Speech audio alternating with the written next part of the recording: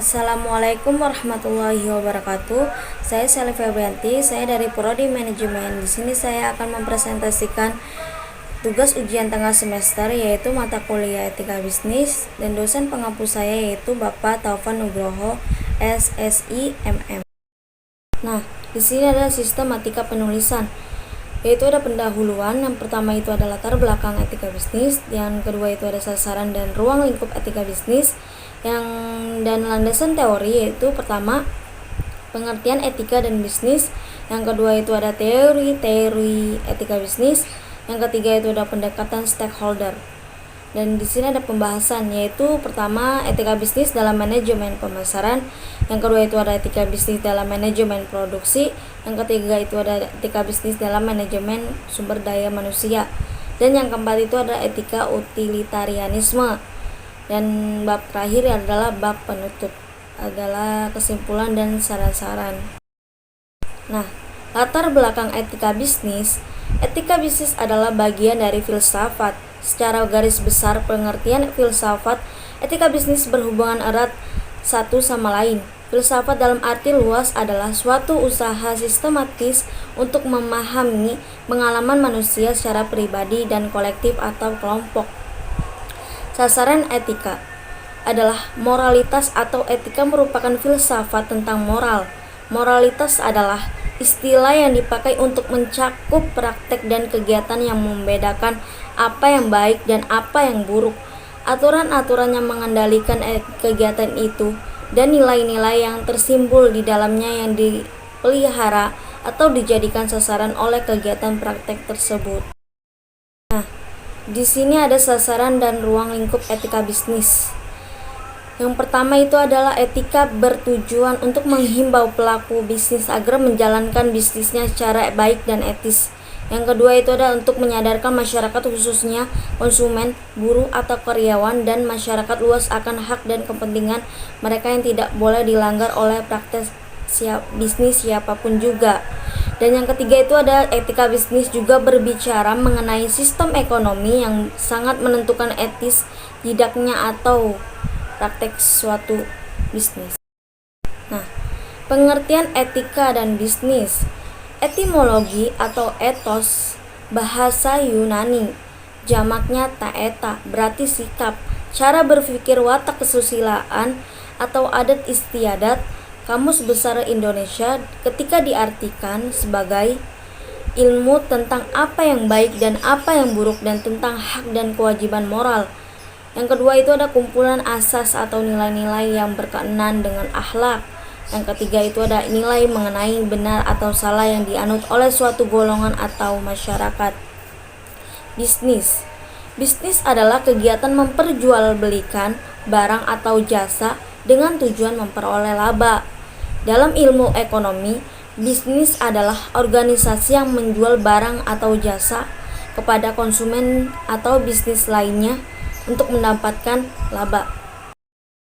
Teori-teori etika bisnis yaitu ada utilitarianisme, deontologi, teori hak, teori keutamaan. Utilitarianisme berasal dari bahasa lain, yaitu sama dengan utilis, artinya bermanfaat. Teori ini menjelaskan jika sebuah perbuatan bisa dikatakan baik jika membawa manfaat untuk seluruh masyarakat. Di sini ada deontologi, berasal dari bahasa Yunani, yakni deon, berarti kewajiban. Hal ini berarti jika baik buruknya suatu perbuatan didasarkan pada kewajiban. Dan yang ketiga itu ada teori hak. Jika teori ini mengakar pada deontologi, hak menyangkut martabat manusia sehingga manusia maupun tidak boleh dikorbankan untuk mencapai tujuan.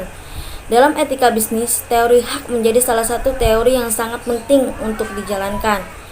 Dan teori keutamaan. Teori ini lebih berfokus pada manusia sebagai moral. Teori keutamaan memandang cara orang bersikap seperti baik atau tidak, ramah atau tidak, jujur atau tidak, dan lain. Nah, di sini ada pendekatan stakeholder. Apa sih stakeholder? Stakeholder adalah para pemangku kepentingan, yaitu pihak atau kelompok, yaitu berkepentingan, baik langsung maupun tidak langsung. terhadap eksistensi atau aktivitas perusahaan dan karenanya kelompok tersebut mempengaruhi dan atau dipengaruhi oleh perusahaan. Teori stakeholder adalah pendekatan normatif menyatakan bahwa setiap orang atau kelompok yang telah memberikan kontribusi terhadap nilai suatu perusahaan memiliki hak moral untuk menerima imbalan atau rewards dari perusahaan, dan hal ini menjadi suatu kewajiban bagi manajemen untuk memenuhi apa yang menjadi hak para rakyat. Nah, di sini ada etika dalam manajemen pemasaran. Etika pemasaran adalah sebuah standar moral yang digunakan untuk memandu keputusan dan tindakan pemasaran. Etika mengatur sebagai segi kehidupan manusia agar berjalan harmoni, bukan hanya individu, yaitu diatur dengan etika, namun organisasi atau entitas juga diatur oleh etika. Nah, di sini ada gambar pasar dan konsumen. Pasar bebas adalah mendukung lokasi, penggunaan, dan distribusi barang-barang yang dalam antrian tertentu adil, menghargai hak dan memiliki nilai kegunaan maksimum bagi orang-orang yang berpartisipasi dalam pasar. Perlindungan konsumen adalah segala upaya yang menjamin adanya kepastian untuk memberikan perlindungan hukum kepada konsumen. Pengertian konsumen sendiri adalah setiap orang pemakai barang dan jasa yang tersedia di masyarakat, baik bagi kepentingan diri sendiri, keluarga, orang lain, maupun makhluk lain, dan tidak untuk diperdagangkan. Nah, di sini ada etika dalam manajemen produksi. Fungsi produksi dilakukan oleh perusahaan untuk menciptakan atau pegadaian barang atau jasa. Transformasi yang dilakukan dalam kegiatan produksi adalah membentuk nilai tambahan terhadap barang atau jasa.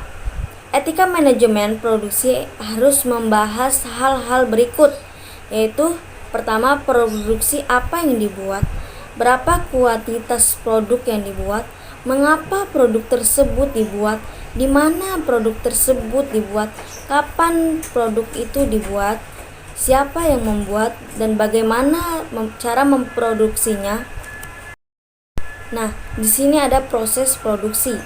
Yang pertama itu adalah diperlukan kontrol yang ketat dalam produksi untuk menghasilkan produk yang sesuai dan aman untuk dipasarkan. Yang kedua itu ada keselamatan kerja, merupakan prioritas utama dalam proses produksi. Yang ketiga itu ada standar keamanan, terkadang tidak dipenuhi dan diperhatikan oleh perusahaan. Yang keempat itu adalah penggunaan teknologi untuk proses produksi tidak ramah lingkungan dan membahayakan pekerja. Nah, di sini ada etika dalam manajemen sumber daya manusia. Etika manajemen sumber daya manusia diartikan sebagai ilmu yang merupakan prinsip-prinsip etika terhadap hubungan dengan sumber daya manusia dan kegiatannya untuk mencapai pengalaman sumber daya manusia sebagai human capital. Dapat dinilai dari komponen-komponen sebagai berikut. Yang pertama itu adalah perencanaan dan pengelolaan SDM. Yang kedua itu adalah peningkatan pegawai. Yang ketiga itu adalah pendidikan dan pelatihan. Yang keempat itu adalah kinerja pegawai dan pengakuan. Yang kelima itu adalah kepuasan pegawai. Pekerja, hak karyawan. Hak pekerja itu yang pertama adalah alasan kebebasan bekerja karena gender, ras, agama, dan kriteria lain. Yang kedua itu hak bekerja adalah hak asasi manusia. Yang ketiga itu adalah pekerja harus menerima apapun kondisi kerja yang ditawarkannya pada perusahaannya. Yang kedua itu hak karyawan. Hak karyawan ini mempunyai hak, yaitu pertimbangan keadilan menuntut agar karyawan diperlakukan dengan haknya masing-masing. Dan yang kedua itu adalah pengakuan penghargaan dengan jaminan atas hak karyawan sangat menentukan baik dan bermoralnya praktek bisnis. Nah, di sini ada etika utilitarianisme. Utilitarianisme sebagai teori sistematis pertama kali dipaparkan oleh Jeremy Bentham dan muridnya John Stuart Mill. Apa sih utilitarianisme? Utilitarianisme merupakan suatu paham etis yang berpendapat bahwa yang baik adalah yang berguna, berfaedah, dan menguntungkan. Sebaliknya, yang jahat atau yang buruk adalah yang tak bermanfaat, tak berfaedah, dan merugikan. Karena itu, baik buruknya perilaku dan perbuatan ditetapkan dari segi berguna, berfaedah, dan menguntungkan atau tidak.